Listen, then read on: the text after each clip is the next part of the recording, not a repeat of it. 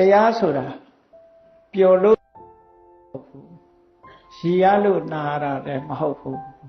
အသိဉာဏ်ရဖို့နာတယ်လို့ဒီလိုကိုယ်ဘဝမှာဘဝရဲ့ဒီကိုယ်ဘဝဘယ်လိုပဲနည်းနဲ့တွားရမယ်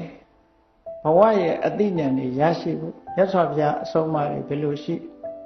တို့တွေကဘာတွေလိုက်နာတဲ့ပြီးတော့ဘာတွေကိုဆောင်ပြီးဘာတွေကိုရှောင်ရမှလဲဆိုတာသိပြီးတော့အသိဉာဏ်တွေဖွံ့ဖြိုးတိုးတက်ဖို့တရားပွဲကျင့်ပတရားနာပဲဒီလိုအဓိပ္ပာယ်ရတယ်အိမ်မှာနေရတာပြင်းလို့အပြင်းပြေတရားနာတာမျိုးမဖြစ်စေရဘူးပေါ့အသိဉာဏ်ရဖို့တရားပွဲတစ်ပွဲကျင့်ပါတယ်ဆိုရင်